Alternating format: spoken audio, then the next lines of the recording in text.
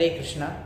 ओम अज्ञानतिमिरान्धस्य ज्ञानाञ्जनशलाकया चक्षुरुन्मीलितं येन तस्मै श्रीगुरवे नमः।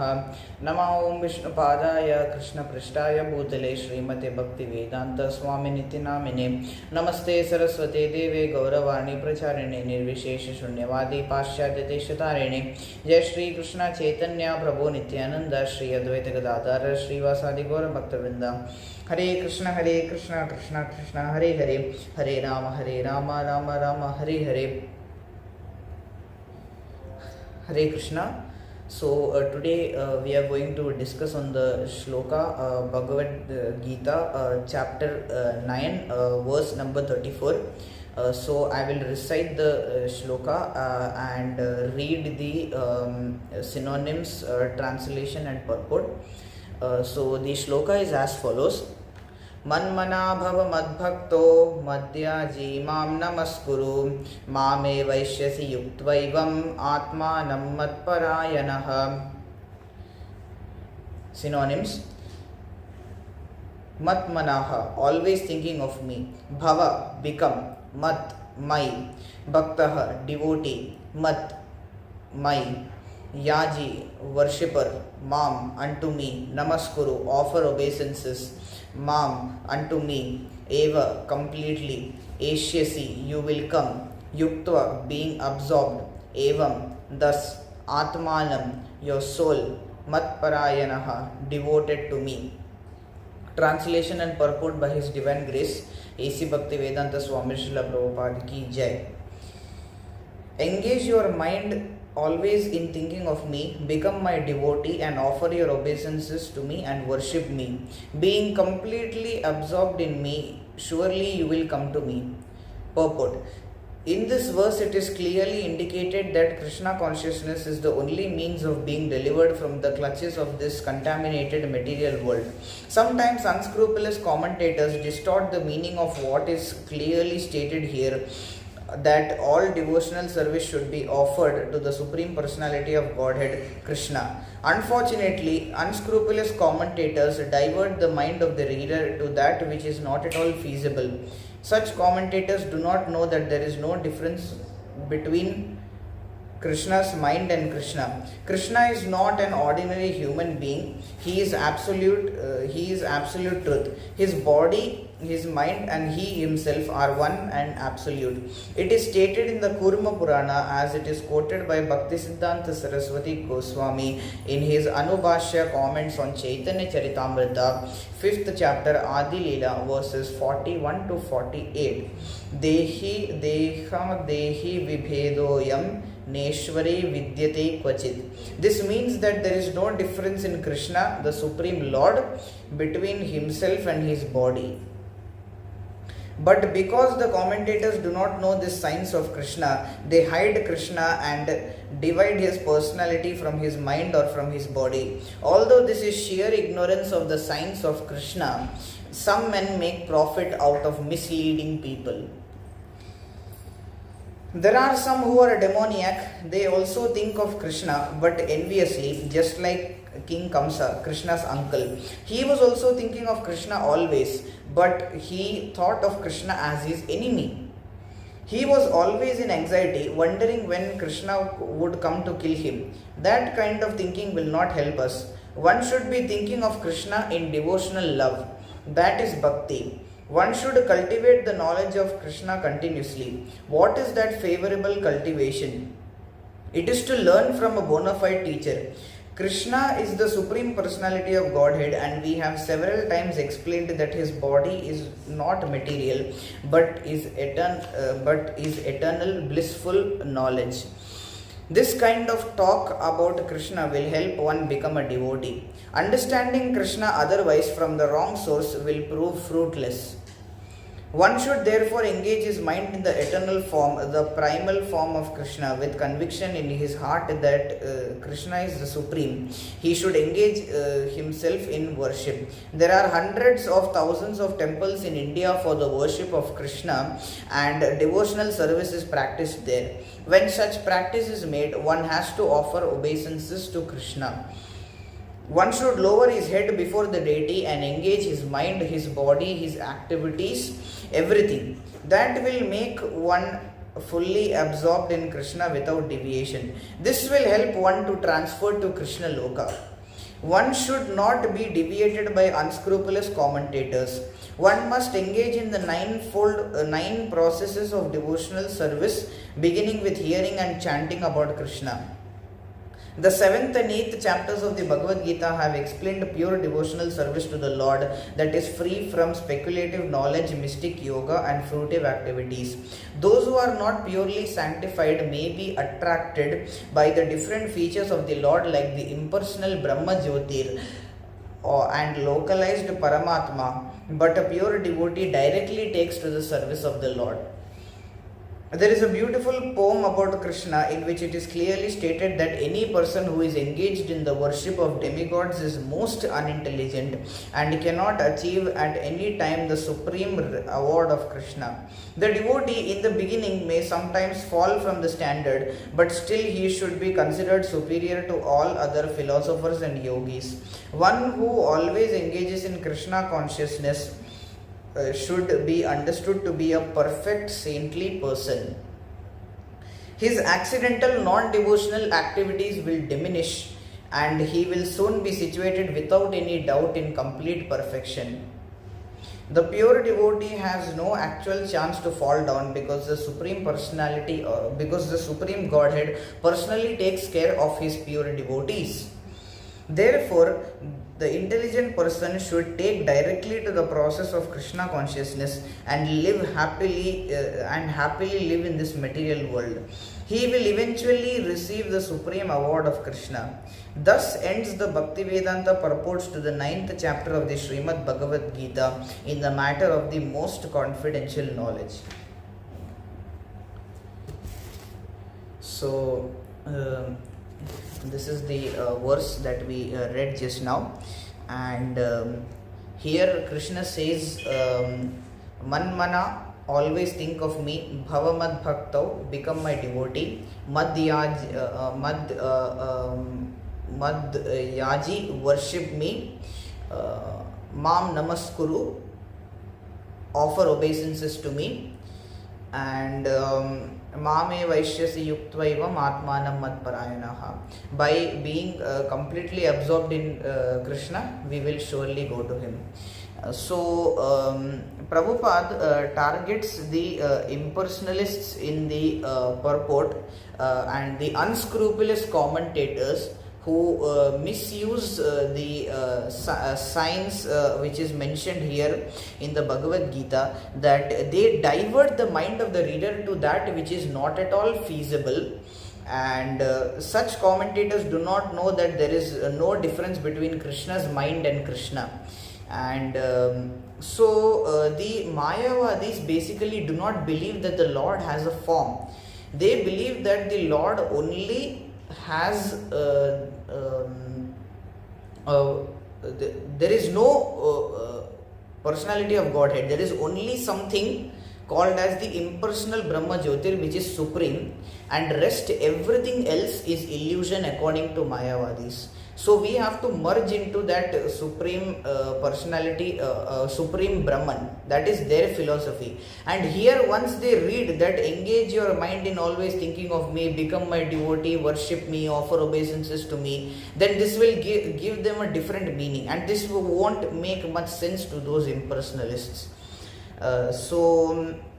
Some people are always thinking of Krishna even in the demoniac sense.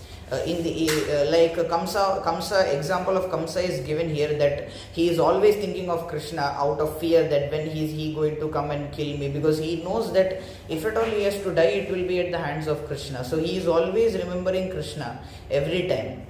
And so even Shishupala, he always used to remember Krishna in enmity, but that is good, but it is better if we go deeper, because this kind of thinking will not help us, and one should think of Krishna only in devotional service. So that cultivation should be there, and we should cultivate the knowledge which we learn from a bona fide teacher from the parampara, because the love of Krishna and the perfect knowledge of Shastra as it is secured within the parampara itself. That is the special property of the parampara, and thus we should receive it from a bona fide teacher. Then only we can get the love of the Supreme Lord, and we can get the ultimate essence. Otherwise, if we go outside, just like the unscrupulous commentators Prabhupada mentions at the starting, that they will divert the mind in such a way that we will not be able to understand the correct philosophy. And many people like these unscrupulous commentators and these Mayavadis and all, they are just into making money, and this is complete sheer ignorance of the science of Krishna. And those Mayavadis, they will not be ready to listen, and they just want to make profit, and they take money for giving classes and preaching on discourses about the wrong things of the Supreme Lord, which are not related to the Supreme Lord, which is not the bona fide knowledge, which is just the wrong dry mental speculation. And that knowledge, that thing is not even that won't even help us to understand who is the Supreme Lord and what are and how is he, and the complete meaning of this verse will not be understood if we listen to the other philosophers, according to Srila Prabhupada, which he has mentioned here. And also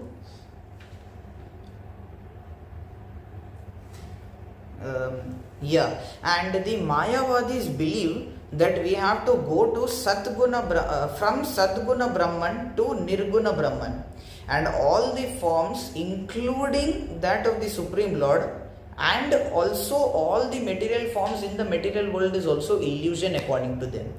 And Shankaracharya says that worship of Vishnu, Shiva, Durga, Ganesha and Surya will give the same result as that which is obtained by worshipping the Brahman.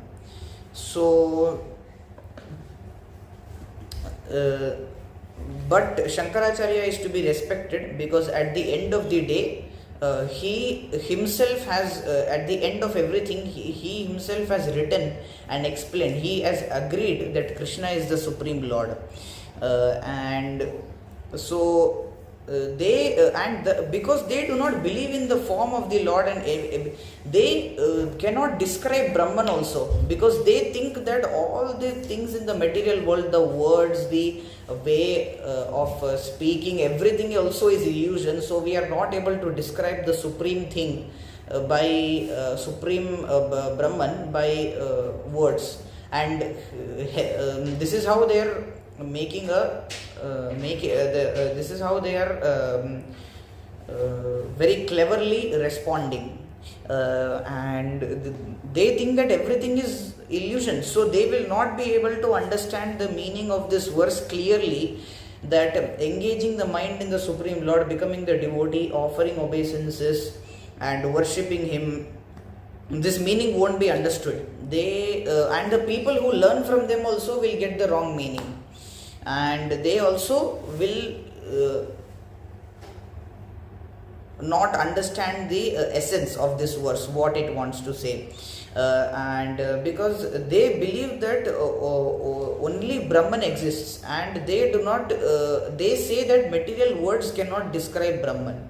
That is what is their saying, but Prabhupada mentions that the devotee directly engages in serving the Lord, that those who are not purely sanctified may be attracted by the different features of the Lord, like the impersonal Brahma Jyotir and the localized Paramatma, but a pure devotee directly takes shelter of the service of the Lord. So he is the Bhakta, the pure devotee. And to put the instructions in this verse to practicality, that engaging the mind in thinking and becoming the devotee and offering obeisances, worshipping the Lord, for this thing we have deity worship, and we should absorb the form of the Lord in our mind for his own pleasure and not for our sense gratification. We should learn, we should get we should absorb this form in the mind, and by the mercy of the Lord that can happen when we try to become the devotee, offer obeisances and worship the Lord and think about him. So